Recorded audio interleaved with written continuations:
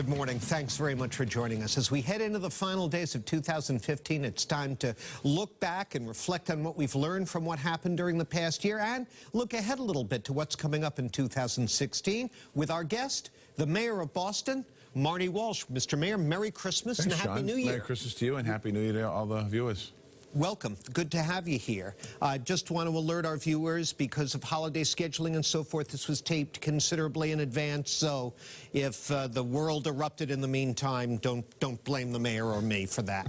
So, looking back on it, let's start on the positive. What was your proudest accomplishment this year? I think probably two things. One is really Dr. Tommy Chang coming in as the head of our schools.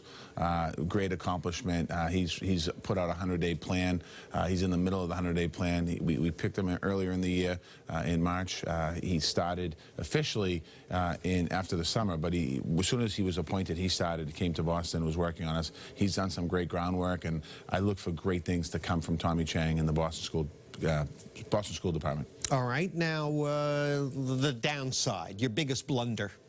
I don't know if there's blunders. I think we had some bumps in the road. I think one which certainly wasn't my doing or just my doing. I think the Olympics certainly was something that I would say that I would love to have seen turned out differently. At the end of the day, looking back now and thinking about the last year with the Olympics, if we were to do it all over again, probably would have rolled it out differently.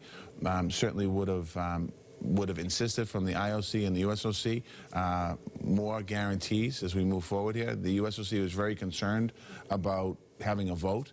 And ironically, Thomas Bach, the president of the IOC, his home city of Hamburg, Germany, voted down the Olympics. And I think if we could go back and do it over, lay down the groundwork there better, we would have done that. What's the enduring lesson that you can use going forward that you took out of that debacle? Well, I think one thing is you look at things on a global scale. When I say global, I don't mean the globe. I'm talking about in the city. So, for example, Whitehead Circle, the conversation of Whitehead Circle, thinking big, thinking outside the box, it's okay to do that. I think that's one of the things we did. I also think that with the Olympic conversation, the thing that made it really difficult, it started under Mayor Menino and Governor Patrick. It ended up being Mayor Walsh and Governor Baker.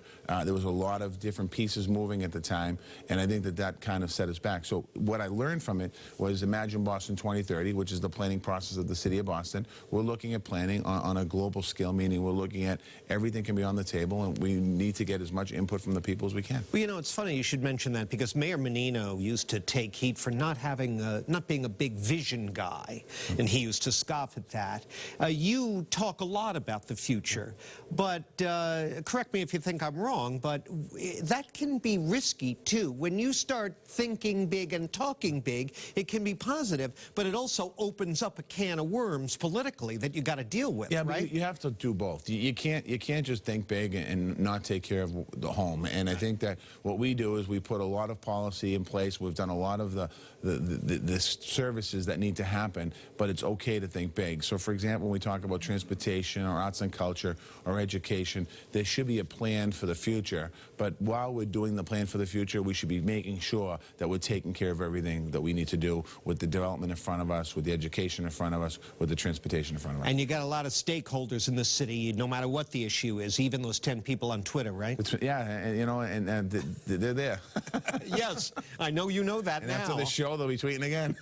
I bet they will. All right, we'll take a break, and when we come back, we'll look forward to what 2016 holds for the city and its mayor. So stay with us. Welcome back. We're talking about the year gone by and the year ahead for the city of Boston with the mayor of Boston, Marty Walsh. And Mayor, what are your, I'm sure it's a long list, but narrow it down for me. What are your top priorities for 2016? It's hard to really come up with a couple things that you leave something else. So to the viewers out there, this is just a very short list.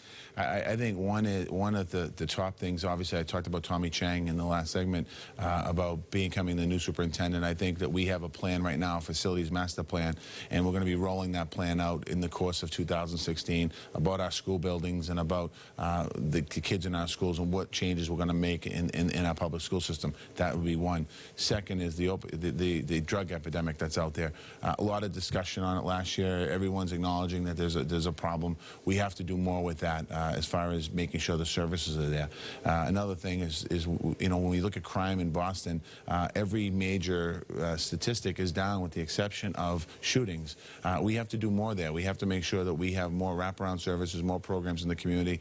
We have to make people more aware. We have to continue to get those shootings down the city to continue to have our city as a safe city. I'd say those are three of the things that of many that we're going to do. Well, speaking of the schools, in 2016, we're going to have a lot of high-profile debate over lifting the cap on the number of charter schools, which are publicly funded public schools that, in most cases, operate outside the purview of the teacher unions.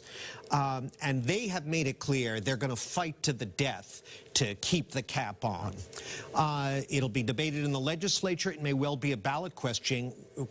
Will Marty Walsh be front and center advocating for charter schools, or is that not really? No, I've been front and center advocating, but I think I'm advocating for all schools, all public schools, both the district schools and the charter schools. And I testified at the State House early in the year to agreeing to lift the cap, but lift it slow. What the ballot question does, and what the bill does, what the governor's bill does, lifts the cap aggressively. That has repercussions on cities and towns as far as financially. It also is going to have repercussions on the charter school movement. And I think it's unfortunate that so many advocates that are passionate about education are actually fighting rather than coming together and working on a common goal to improve education here in our city and our state. And there is a happy medium. I'm not sure if the legislature is going to get something done. I would love to see it happen in the legislature. I don't think it should go to the ballot, but I'm working for a legislative fix here to try and make this work because there's other funding issues and other issues that we have to deal with. So I'm hoping that we can get something done.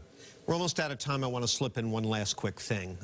When we had the change of power and you took over from the late Mayor Menino, he left a letter in his desk addressed to you, and I respect the fact that you wanted to keep that private at the time. He since, sadly, has passed away. Time has passed. Without quoting from it, I wonder if you could tell us now what was in that. The letter was really about, wishing me luck and also reminding me that the people of Boston have to come first. And it's something that I appreciate. And he said it many times to me. When I walked in the office, it was nice. I opened the drawer. There was a letter in the drawer there. And you cherish that because you think about the people who have held that seat for generations. And Mayor Menino handed me that letter, and I'm grateful for him for that. And I'm grateful for the people of Boston for the opportunity to be the mayor of the city. Mayor, Happy New Year and good luck in the new year. Same to you. We'll look forward to torturing you in 2016. I love it. I look forward to 2016. it. I look forward to it. Thanks. Boston Mayor Marty Walsh. That's it for us. Now it's back to my colleagues for more WBZ News.